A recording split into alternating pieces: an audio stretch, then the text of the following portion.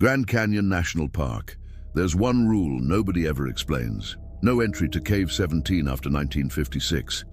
It is written in every Ranger's handbook, but never discussed. The cave has been sealed for 69 years, until last week, when 3 rangers broke that silence and leaked the original 1956 tape, and what they found inside changed how the park handles disappearances. Forever. October 12, 1956. Ranger Thomas Redhawk, a veteran of 28 years, was assigned to map Cave 17, alone. He'd done this dozens of times before. Nothing unusual, until he radioed in. Recovered audio from his gear begins with his calm, steady breathing.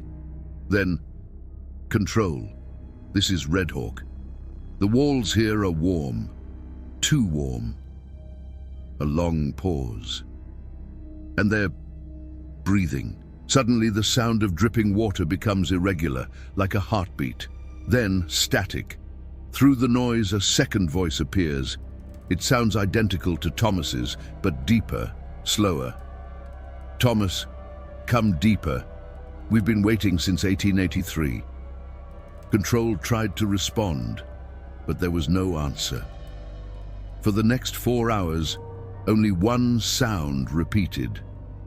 Footsteps echoing, perfectly synchronized, but never overlapping. The official report, stamped top secret, reads, Subject Redhawk emerged at 22:46 hours, 4 hours after initial entry. But the man who walked out wasn't the one who went in. He carried an old ranger badge, tarnished brass, the name barely legible, E. Cotter. Cotter was a ranger who had vanished in 1883, 73 years earlier. The man who looked like Redhawk refused to speak for the rest of his life. All he ever did was write on a single page, "It learns your route, then walks it for you." He died 1 week later of cardiac arrest, his eyes still open, staring toward the canyon. When park staff went to retrieve his logbook, every single page had been torn out, except for one. It was a hand-drawn map of Cave 17, with a note scribbled in the margin, "Don't follow your own footsteps." November 1956, an internal memo circulates between park superintendents and federal agents. It reads, Cave 17 shows identical boot prints entering, but none exiting. Audio logs record overlapping voices matching 12 missing rangers since 1883. Recommendation, permanent seal. Concrete was poured on December 1st, 1956. The official story released to the press was structural collapse due to erosion. But the locals knew better. For weeks afterward, hikers near the site reported hearing tapping, a slow, rhythmic tapping coming from deep within the sealed rock. Every 7th tap echoed twice. By spring, the sound had stopped, and the park quietly erased Cave 17 from every public map. Fast forward to October 29, 2025. 3 modern rangers, Hughes, Serrano, and Lee, were ordered to reopen the old site for routine maintenance. They expected loose rock and dust. Instead, they found the original seal perfectly intact, no cracks, no signs of age. The footage they leaked begins normally, flashlights sweeping through narrow tunnels, occasional laughter, calm breathing. But at minute 2, 14 seconds, Hughes' light passes over a ranger hat, perched perfectly on a rock. It's a 1950s style hat, dust-free, untouched. Lee jokes, maybe it's Redhawk's souvenir. Then at 3 minutes and 28 seconds, their voices echo back from deeper inside the cave. Only this time, the echo speaks first. Guys, we found the exit. Come this way. But the 3 rangers are still standing near the entrance. They exchange nervous looks.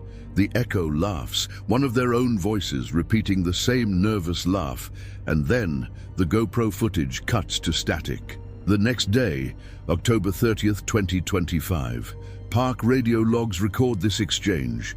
Control, we have 3 rangers inside Cave 17.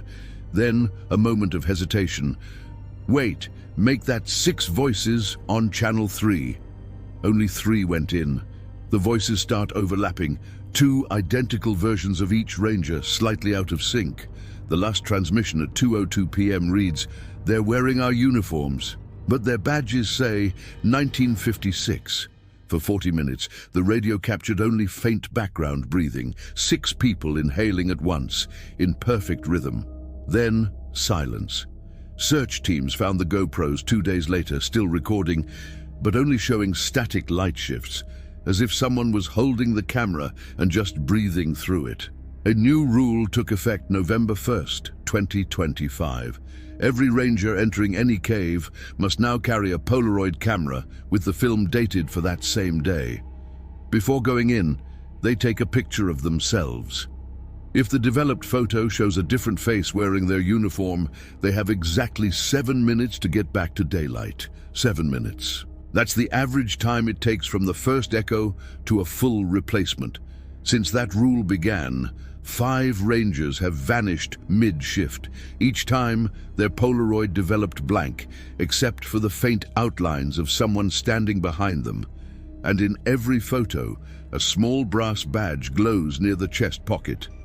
E. Cotter's badge. A tourist's GoPro was recovered on November 5th, 2025. It had just 9 seconds of footage recorded at Bright Angel Trail at 6:42 p.m. 4 rangers wave at the camera, smiling and cheerful. A single gust of wind passes. In the very next frame, there are 5 rangers. The 5th one is wearing 1956 boots and casts no shadow. The tourist who filmed it is still missing. The GoPro was found 3 miles away, its battery still warm. So if you're ever at the Grand Canyon and a ranger offers to show you the old trail after sunset, ask to see his 2025 photo. If that picture shows someone from 1956, run, because the cave isn't sealed anymore. It's recruiting, and it doesn't need your body, just your voice. Everglades, 48 hours later, they just found a 2023 body cam in the swamp. Still recording. Subscribe and turn on notifications before your voice